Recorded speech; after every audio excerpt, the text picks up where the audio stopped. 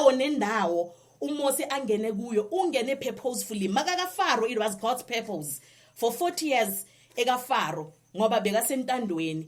Makaka Midian, it was God's purpose for 40 years efeza icebo la kaNkulunkulu kwa Midian. When he was in wilderness, nalapho still bekasafeza icebo la kaNkulunkulu.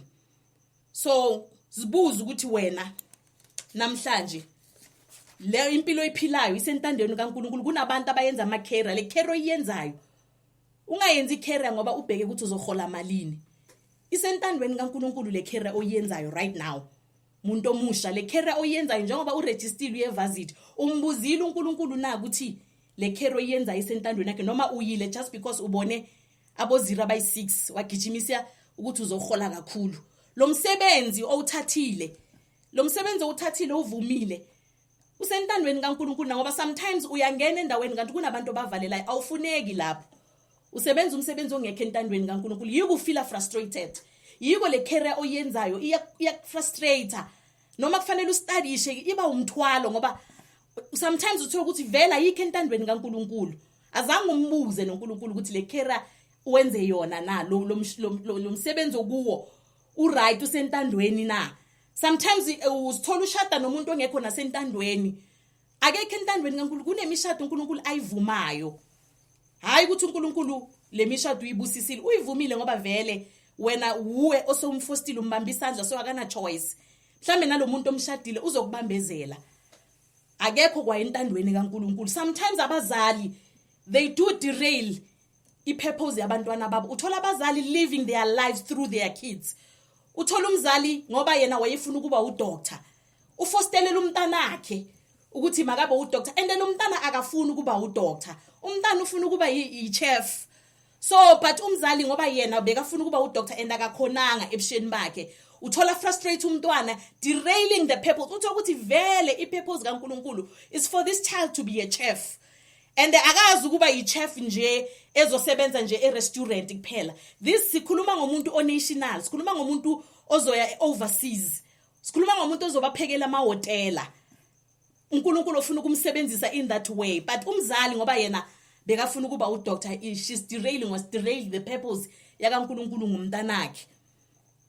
So namhlanje sikhuluma ngayo le ndaba, sifundise Nkosi ukubala izinsuku kuzokwenza ukuthi ubheke isikhathi. Awunasikhathi, you don't have time to waste. Ayikho into oyenzayo waste isikhathi sakho usebenzisa efficiently ngoba ubuke ukuthi usele ngesikhathi esingakanani emhlabeni. Ngicela kuya kule ukuthi number 1, ukubala izinsuku kuzokwenza ukuthi ushiye ilegacy. Awusaphili uziphilela wena, mara ucabanga le generation elandelayo.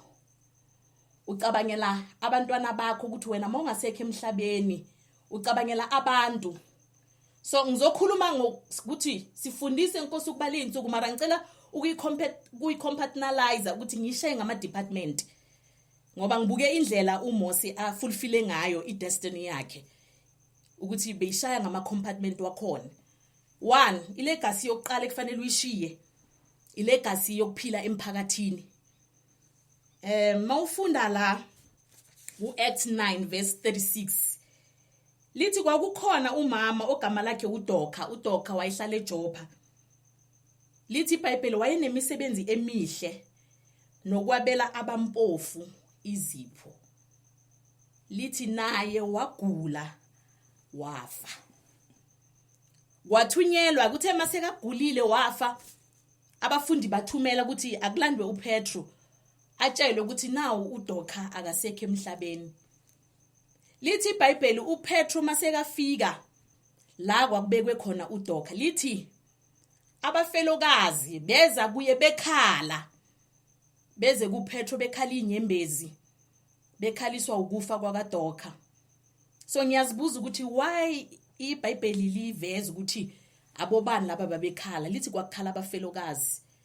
So kwakukhala abafelokazi ngoba abafelokazi bayayi-understanda ipain yokufelwa. Abafelokazi bayayi-understanda ipain yokulahlekelwa. So yiki iBhayibheli lithi wakukhala bona. beza kuPetro bayakhala, beza kuPetro baphethe lezinto uDoka wayezenza esaphila. Lisho njalo iBhayibheli ukuthi wayenemisebenzi emihle ephaba mpofu, kunani impahla wayezenza. Ngiyacabanga ukuthi some of imisebenzi emihle vele labo mama ngeke bakhale kangaka, bakhaliswa umuntu ongabanga neimpact kubo. Labo mama angeke baze bakhalele uPetro kangaka, kanti uDoka ayikho indima ayidlalile empilweni zabo. Kuzokusiza ukuthi mawuphila nabantu emphakathini ube neimpact emphakathini. Abomakhelwane bakho labo hlala nabo, makube khona izinto ozothi mawusenkingeni, ngoba ukufa lokhu ngiyacabanga akukho physically kuphela. Likhuluma nge-physical death la kuthi wafa, mara ngiyacabanga ukuthi kukhona ukuthi ufela ama-finances, kukhona ukuthi kufe umshado wakho, khona ukuthi ukufa kokukholwa, ubackslide ufe ekukholweni, khona ukuthi kufe ifamily. And lezo zinto lezo mangabe umuntu emphakathini, wena uyakwazi ukuthi abantu mabasezimeni ubagijimele njengoDoka. Lisho njalo iBhayibheli. So wena yini into emphakathini abantu makungathi makufika lezo ikhathi wena mawusebunzimeni, uhlaselekile emshadweni wakho, kufa umshado wakho, abantwana bakho, kuhlaseleka ama-finances wakho, ugule emzimbeni, kuhlaseleka ukukholwa kwakho, yini into abantu abangayo kuNkulunkulu? Eyiphi evidence abantu abangathi mabaya ngayo kuNkulunkulu bathi uNkulunkulu nayi evidence? Sicela ukuthi uNkulunkulu ungenelele esimeni salo mama, ngenelele esimeni salo baba. Siyamazi lo baba esese right, siyamazi uNkulunkulu na umshado wakho uyaphela, siyamazi lo mama uke weza kwami ezongakhiso wakho owami umshado, lo mama uke weza kimi ezongisiza ngingena sinkwa kwami. Yiko kubalulekile ukuthi noma ukholwa uphilisane nabantu.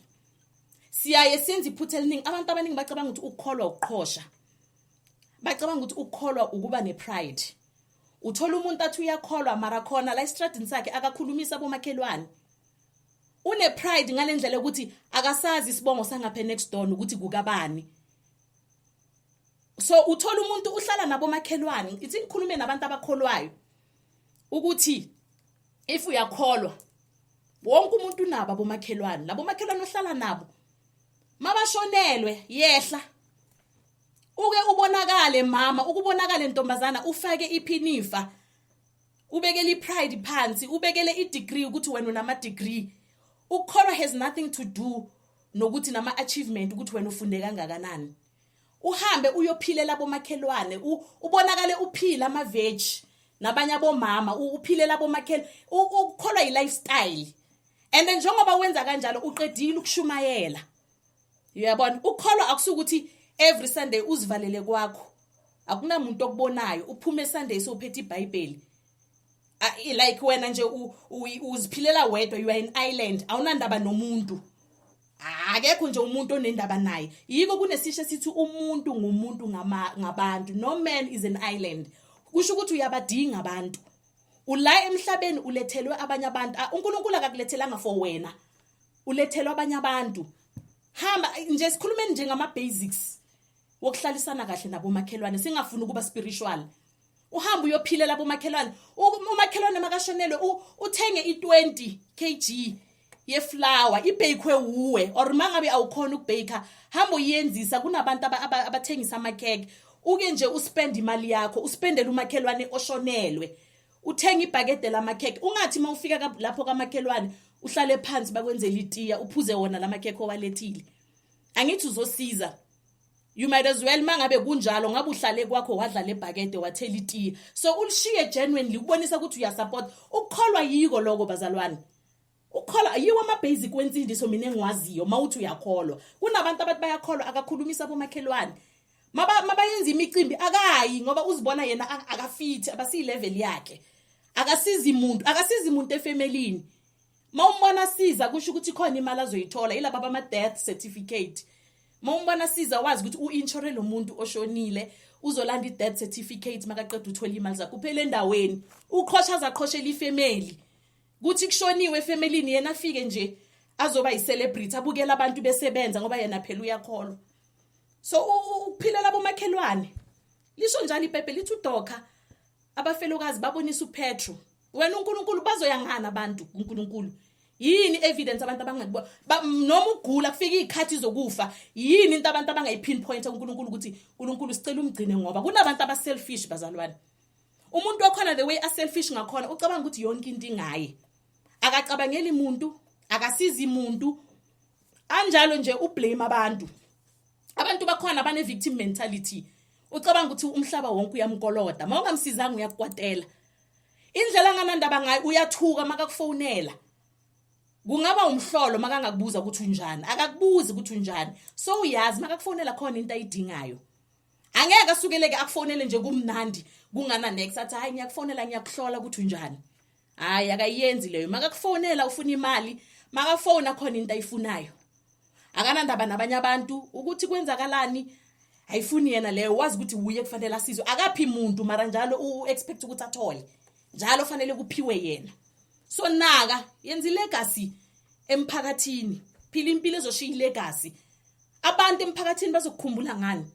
Abomakhelwane akuthi umakhelwane makasiswela isinkwa athi hey ngiyazi ukuthi umama uzibanibani, ngiyazi ukuthi ubaba uzibanibani, mangaya kwakhe ngizosithola lesinkwa, mangaya kwakhe uzongipha le mali engifunayo yokuya emsebenzini, mangaya kwakhe impuphu ngizoyithola kumakhelwane wami, mangaya kwakhe umshado wami uzolunga. Iba i-problem solver.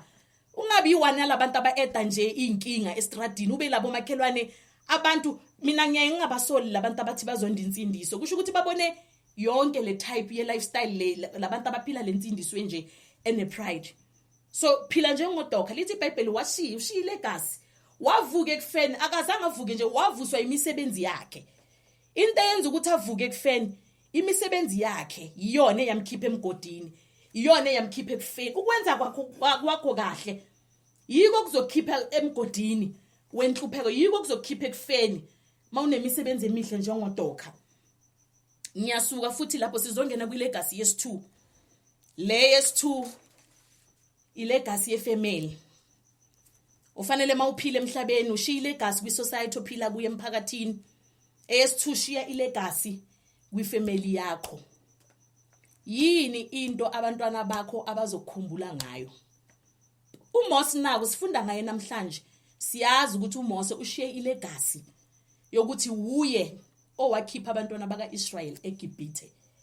Wena yini into abantwana bakho abazokukhumbulela yona? Ifamily yakho yokukhumbula ngani? Mama, baba, abantwana bakho bazokukhumbula ngani? Mawufunda ku2 Timothy 1 uverse 5 uthi uPaul kuTimothy, ngikhunjuzwe ukukholwa okungena kuzenzisa okukuwe Timothy, okwahlala kuqala kunyoko khulu uWisi, kusho ukuthi ugogo kaTimothy. Lokholwa kubuya kuye, kuqale kuye ugogo kaTimothy, kwehlela kumama kaTimothy. Uthi nakunyoko uUnique, yebo ngiyethemba nakuwe. Bazalwane, kunelegacy yokukholwa. Kusho ukuthi uPaul makabheka ifamily yakabo Timothy, ukhumbula uvele imakhele ifamily tree. Uyayazi ifamily tree? Ifamily tree ichaza imvelaphi yomuntu, ukuthi umuntu uzalwa ubani, wakwabani. So ifamily tree mawuyibheka, ayikho ifamily tree evela seyiqala ngabantwana. Ifamily tree phezulu inabazali. Paternal side, the maternal side. So kusho ukuthi both side, family yakabo babakho, family yakabo mamakho. Iyehla ke njalo, izoqala iveza abokhokho benu, iveza abokhokho bethu njalo abazali bethu up until ifike ku generation lesi esikuyo. Ungayizama uyenze ekhaya, mina ngeke ngayenza last year. So uPaul makabheka uTimothy uthi yazi Timothy, mina nje mangikubheka ngibona ifamily tree yakini yokholwa. Ichaza imvelaphi mara yokholwa kwaTimothy. Mayaqeda uthi le family tree iDNA yakhona ukholwa okungena kuzenzisa. Wow. Mbukeli balaleli. Ngathi uNkulunkulu angasiza emindenini yethu kuma family tree esiwakhayo wakamoya sakhe ifamily tree sishiye ilegacy yokukholwa okungena kuzenzisa. Kusho ukuthi nokukholwa okuzenzisa ifamily tree yokukholwa okuzenzisa ikhona. Ngoba bekangeke uPaul athi kuTimothy ngikhunjuzwe ukukholwa okungena kuzenzisa. Kusho ukuthi nokuzenzisayo kukhona. Khona ukuthi kube khona ifamily tree yokukholwa yokuzenzisa. And into ebhlungu ngefamily tree ihamba neDNA, abantwana bafuza abazali babo.